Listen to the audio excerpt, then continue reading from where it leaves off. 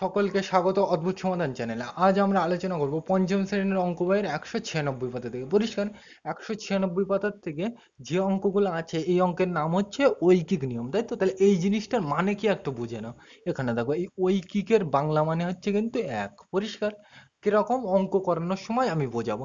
ধরো, অঙ্ক করানোর সময় বোঝাবো, এখানে এইভাবে বললে তুমি বুঝতে পারবে না। পরিষ্কার? তাহলে ঐকিক মানে আমরা কি বুঝবো? এক। বোঝা গেল? তাহলে আমরা একের দাগের প্রশ্ন মানে 196 পাতার একের দাগের প্রশ্নটা লিখে নিই, তারপর কিভাবে করতে হবে সেটা নিয়ে আলোচনা করছে। তাহলে লিখে নিই একের দাগের প্রশ্নটা। এই পর্যন্ত লিখে নিলাম। এইবার এই অঙ্কটা করার আগে ঐকিক নিয়ম সম্পর্কে একটু বলে নিই। ঐকিক মানে আমরা কি বুঝলাম এতক্ষণ ধরে? এক। মানে এর এর মানেটা কিরকম, এইটা বুঝতে গেলে আমাকে একটা উদাহরণ দিতে হবে। তাহলে সেই উদাহরণের মাধ্যমে আমরা বুঝবো যে ঐকিক নিয়ম মানে কি জিনিস। ধরো তুমি বাজারে গিয়েছো, পেন কিনতে হবে। কটা পেন কিনবে তুমি? তিনটে পেন কিনবে। পরিষ্কার? এইবার দোকানদার বলছে তোমাকে যে 5টা পেনের দাম 5 টাকা। কি বলছে দোকানদার?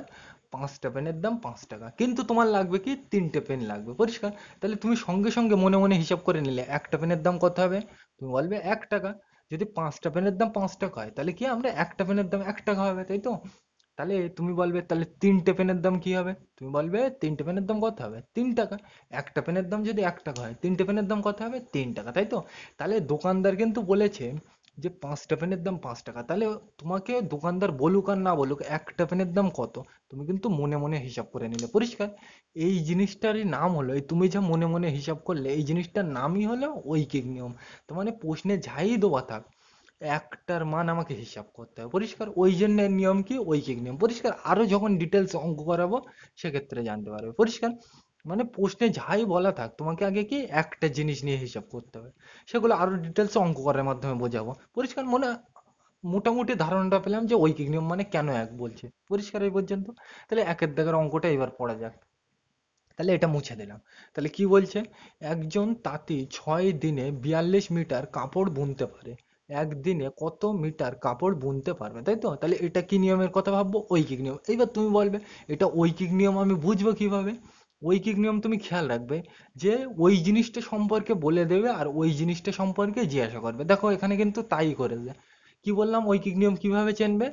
ওই জিনিসটা সম্পর্কে প্রথমে তোমাকে বলে দেবে আর ওই জিনিসটা সম্পর্কে জিজ্ঞাসা করবে। মানে কিরকম? দেখো এখানে বল দিয়েছে 6 দিনে 42 মিটার কাপড় বুনবে, তাই তো? বুনতে পারে। তাহলে তোমাকে জিজ্ঞাসা করছে একদিনে কত মিটার বুনবে, তাই তো? তাহলে বলে দিয়েছে কিন্তু আগে, এবার ওই জিনিসটা সম্পর্কেই তোমাকে কি করছে? জিজ্ঞাসা করছে। এরকম যদি হয়, তাহলে আমরা কোন নিয়মের কথা ভাববো? ঐকিক নিয়মের কথা। পরিষ্কার?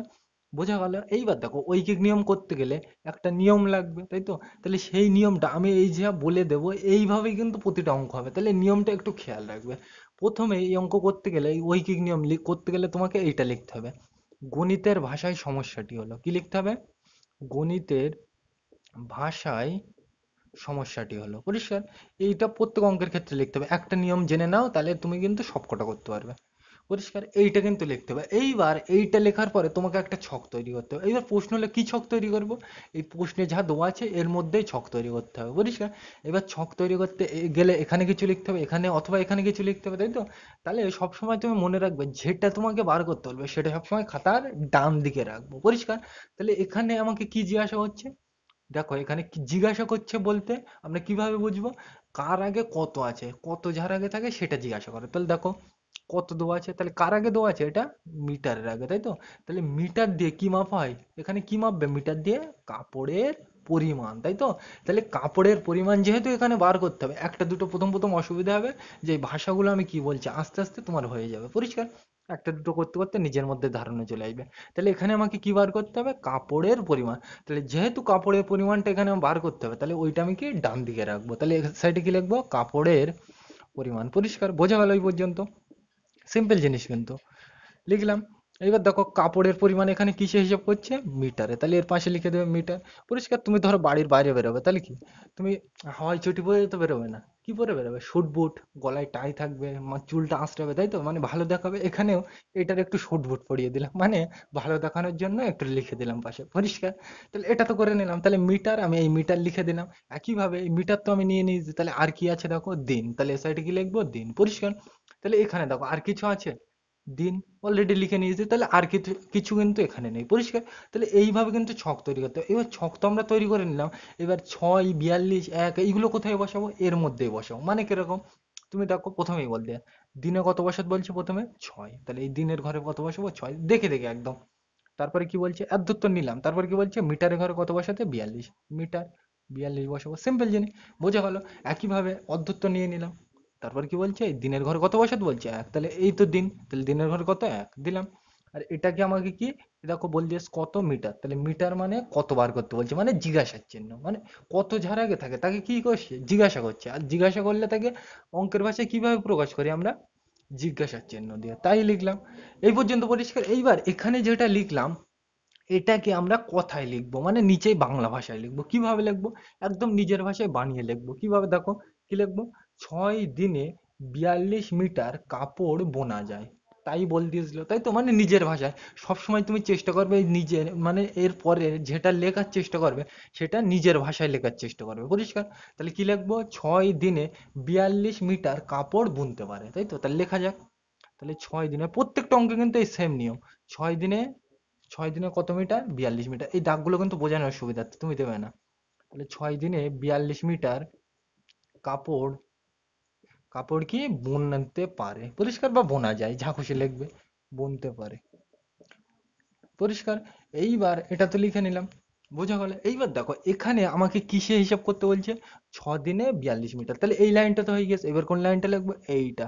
তাহলে এইবার দিনে কত লিখবো? 1, তাহলে দেখো দিন, তাহলে দিনের এখানে কত লিখবো? 1, পরিষ্কার। তাহলে একদিনে, এইবার এই জায়গাটায় কিন্তু মারাত্মক জায়গা, এই জায়গাটা কিন্তু খুব ভালো করে খেয়াল রাখতে হবে, পরিষ্কার।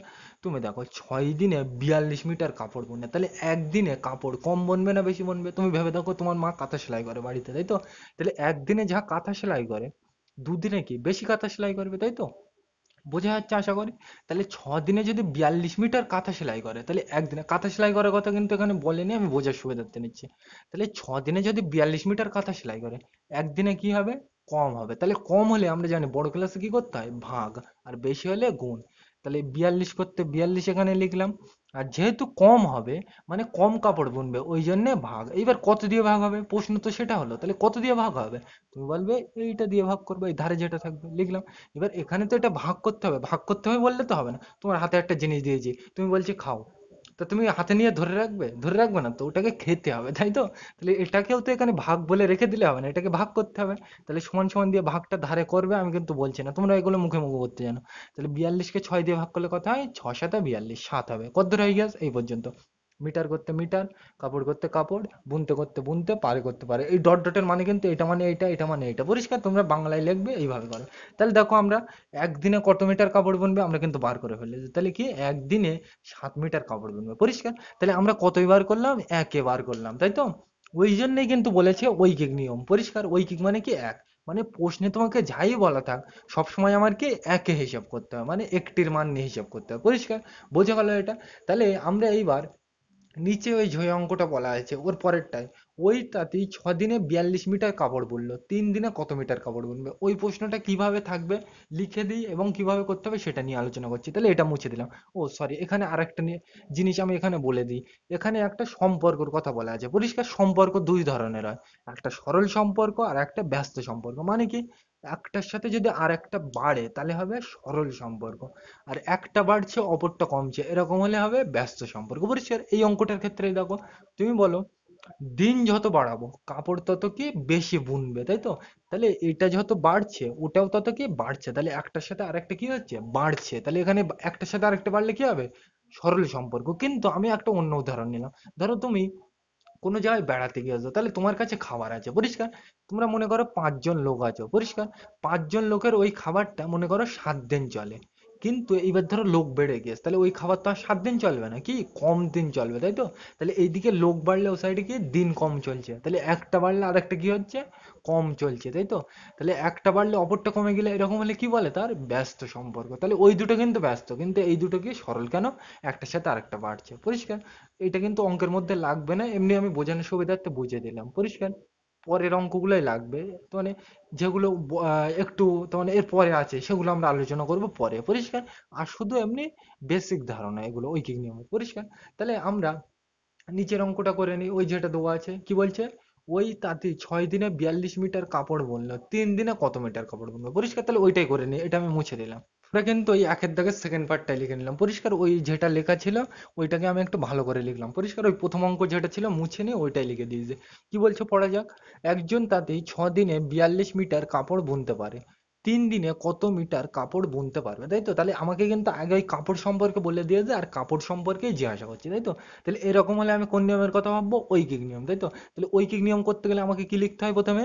গণিতের ভাষায় সমস্যাটি হলো, তাহলে লেখা যাক। এগুলো কিন্তু খেয়াল রাখতে হবে পরিষ্কার, প্রত্যেকটা অঙ্ক কিন্তু সেম, একটা বুঝলে সবগুলো করতে পারবে। তাহলে গণিতের ভাষায় সমস্যাটি হলো পরিষ্কার, লিখবে। এরপরে আমাকে কি তৈরি করতে হয়? ছক তৈরি করতে হয়, তাই তো? তাহলে ছকের ও সাইডে কি থাকে? যেটা বার করতে হবে। তাহলে কি বার করতে হচ্ছে এখানে?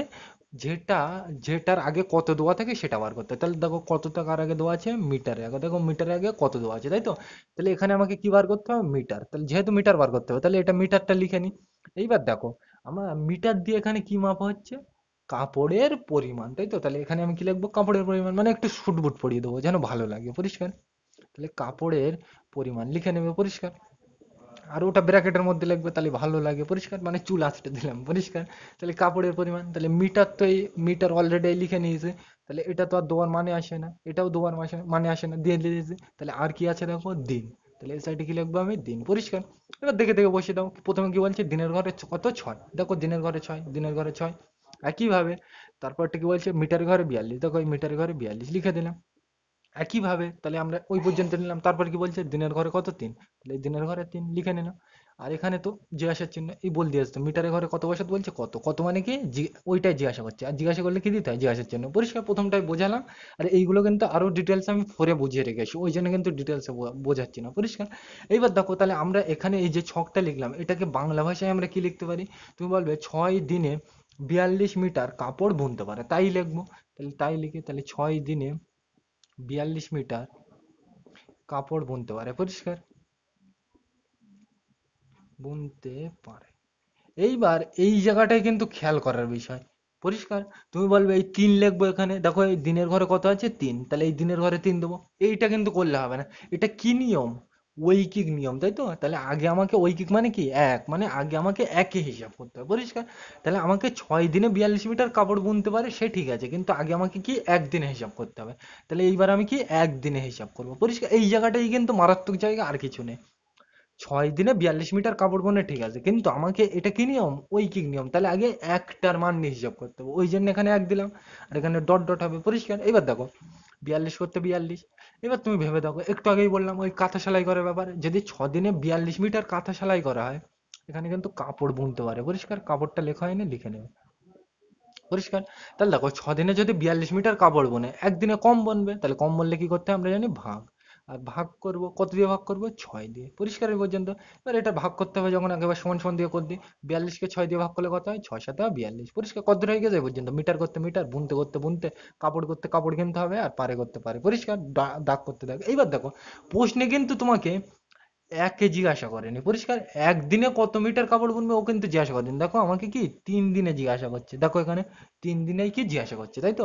তাহলে একদিনে কিন্তু আমাকে জিজ্ঞাসা করেনি, কিন্তু আমরা এটা বার করলাম কেন? কারণ আমরা ঐকিক নিয়ম করছি তাই পরিষ্কার। তাহলে আমাকে কি 3 দিনে বার করতে হবে, তাহলে এইবার আমি দিনের ঘরে কত লিখবো? তাহলে 3 পরিষ্কার। একটা দুটো করতে করতে তোমার নিজের মধ্যে ধারণা চলে আসবে, বোঝা গেল? তাহলে 3 দিনে কত হবে? তুমি দেখো একদিনে যদি আমি কিন্তু উপরের লাইনটা নেবো না, এখন এই লাইনটাই নেবো পরিষ্কার। তাহলে একদিনে কত মিটার কাপড় বুনছে? 7 মিটার, তাহলে 3 দিনে বেশি হবে না কম হবে? তুমি বলো। একদিনে তোমার মা কাঁথা যে সেলাই করে, 3 দিনে কি সেলাই করবে? বেশি সেলাই করবে, তাই তো? তাহলে বেশি হলে আমরা জানি কি করতে হয়? গুণ।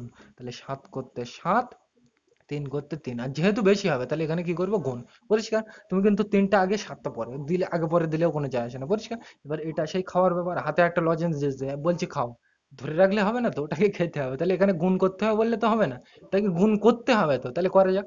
সমান সমান দিয়ে করে দিয়ে একবার, 3 7 21 পরিষ্কার। আর এই মিটার করতে মিটার, কাপড় করতে কাপড়, বুনতে করতে বুনতে, পারে করতে পারে পরিষ্কার, এইটাই কিন্তু উত্তর, বোঝা গেল? তাহলে তোমাকে এই একটা কিন্তু প্রশ্নে বলা থাক আর না থাক তোমাকে বার করতে হবে, কেন? এটা আমরা ঐকিক নিয়ম করছি, ঐকিক মানেই কি? এক, মানে আগে একটা জিনিসের মান নিয়ে হিসাব করতে হবে পরিষ্কার। বোঝা গেল এই পর্যন্ত? এবার এইটার সাথে এটার কি সম্পর্ক? একটু আগেই তো বলে দিলাম, কি সম্পর্ক? সরল সম্পর্ক, কারণ একটার সাথে অপরটা বাড়ছে। বোঝা গেল এটা? তাহলে এই পর্যন্ত বোঝা গেল। এইবার আমরা 197 পাতার যে উপরের অঙ্কটা আছে, একদম উপরের অঙ্কটা, ওটা লিখে নিই, তারপর কিভাবে করতে হবে আলোচনা করছি। তাহলে এটা মুছে দিলাম। আমরা কিন্তু 197 পাতার একদম উপরে অঙ্কটা লিখে নিলাম। পরিষ্কার কি বলছে আগে পড়া যাক। দীপু দোকানে 9টি পেন কিনতে গেল। 9টা পেনের জন্য দোকানিকে 45 টাকা দিল। যদি সে একটা পেন কিনতো তবে কত টাকা দোকানিকে দিত, তাই তো? তাহলে আগে আমাকে পেন সম্পর্কে বলে দিয়ে এবং পেন সম্পর্কেই জিজ্ঞাসা করছে। এরকম হলে কোন নিয়মের কথা ভাববো? ঐকিক নিয়ম। পরিষ্কার? তাহলে ঐকিক নিয়ম করতে গেলে আমরা জানি প্রথমে কি লিখতে হয়, গণিতের ভাষায় সমস্যাটি হলো। পরিষ্কার? তাহলে লেখা যাক। তাহলে গণিতের প্রত্যেকটা অঙ্ক কিন্তু সেম জিনিস, তোমাকে কিন্তু শুধু বুঝে রাখতে হবে। গণিতের ভাষায় সমস্যাটি হলো, লিখে রাখলাম। এইবার এরপরে আমাকে কি তৈরি করতে হয়? ছক তৈরি করতে হয়। ছকের সাইডে কোনটা থাকে? যেটা বার করতে হবে। তাহলে এখানে দেখো কত কার আগে আছে, তুমি বলবে কতটা, দেখো টাকার আগে আছে, তাই তো? তাহলে টাকা দিয়ে এখানে আমাকে এখানে কি বার করতে হচ্ছে? টাকা। তাহলে টাকাটা সাইডে লিখে রাখি আগে। এবার দেখো এখানে টাকা দিয়ে আমি কি কিনছি? কি কিনছি এখানে? দেখো এখানে বল দিয়েছে পেন কিনছি, তাই তো? তাহলে পেনের কি হবে? টাকাটা, টাকা দিয়ে কি হিসাব করব? পেনের দাম। তাহলে এখানে কি লিখবো? পেনের দাম, তাই তো? বোঝা গেল? একদম সিম্পল জিনিস। আর ওই টাকাটা ব্র্যাকেটের মধ্যে দেবো, তাহলে আমার দেখতে ভালো লাগবে, তাই তো? তাহলে দেখো এখানে এই টাকা, টাকা তো অলরেডি দিয়ে দিয়েছে, পরিষ্কার। টাকা করতে টাকা দিয়ে দিয়েছে, তাহলে আর বাকি কি আছে দেখো। যেখান থেকে একটা নাও, তুমি কোনটা বলবে? এটাই নিয়ে নিই, পরিষ্কার। এটা নিয়ে নিই। দেখো এটা কি দেওয়া আছে? টা। তাহলে লিখে দাও। এটা তো এখানে লিখে দিলাম, তাহলে পড়ে আছে কোনটা? এটা লিখে দিলাম। সবসময় সংখ্যার আগে অথবা পরে দেখবে। এখানে টাকা করতে টাকা লিখলাম, পরিষ্কার। আর এই দেখো কি লেখা আছে? টা, পরিষ্কার, লিখে নিলাম। এবার দেখো এখানে টা দিয়ে এই একটা পেন, মানে ওটা কি বোঝাচ্ছে? পেনের সংখ্যা। তাহলে এখানে সাইডে কি লিখবো? পেনের সংখ্যা। বোঝা গেল? সিম্পল জিনিস কিন্তু, পরিষ্কার। আর এটা ব্র্যাকেটের মধ্যে দিই, তাহলে দেখতে ভালো লাগবে, পরিষ্কার। তাহলে প্রথমে কি বলছে? দীপু দোকানে কে 9টি পেন কিনতে গেল, তাই তো?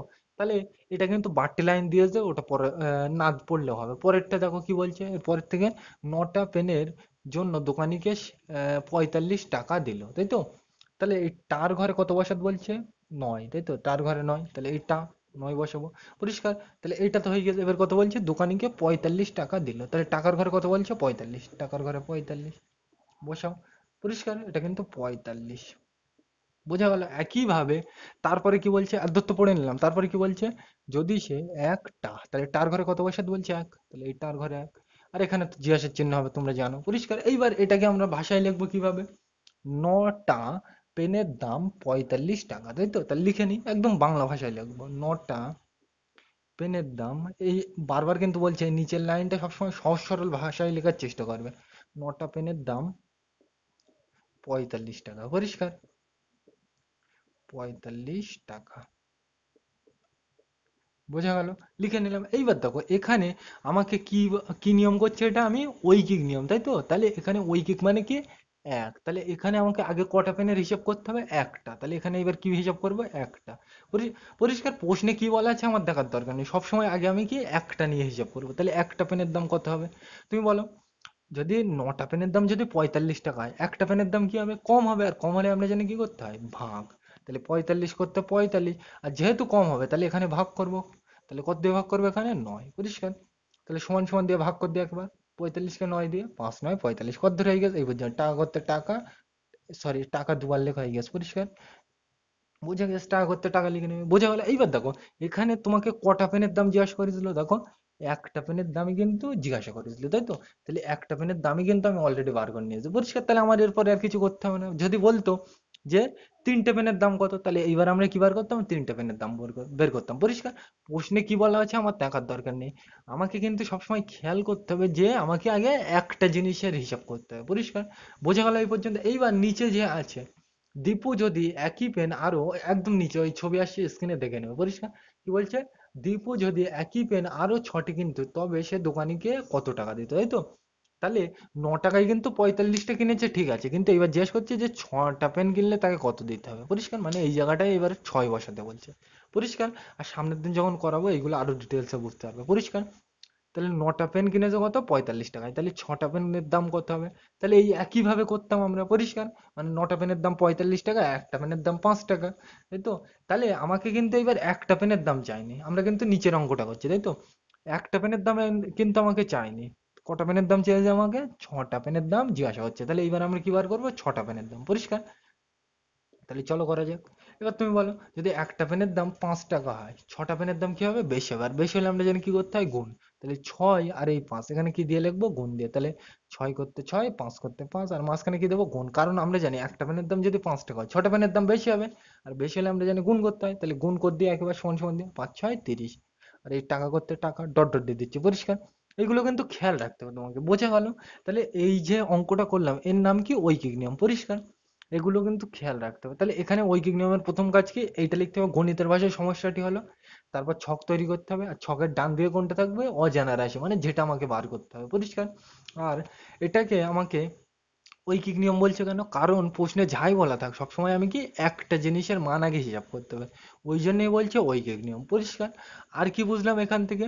যে বেশি হলে গুণ করতে হয় আর কম হলে ভাগ। আর এখানে সম্পর্ক বুঝলাম দুটো সম্পর্ক, সরল সম্পর্ক আর ব্যস্ত সম্পর্ক। যদি একটার সাথে আরেকটা বাড়ে সরল, আর একটার সাথে আরেকটা কমলে, সরি, একটার সাথে আরেকটা যদি বাড়ে তাহলে কি হবে? সরল। কিন্তু একটা বাড়ছে অপরটা কমছে, এরকম হলে কি হবে? ব্যস্ত। বোঝা গেল? তাহলে এখানে এই দুটো কি সম্পর্ক আছে তুমি বলো?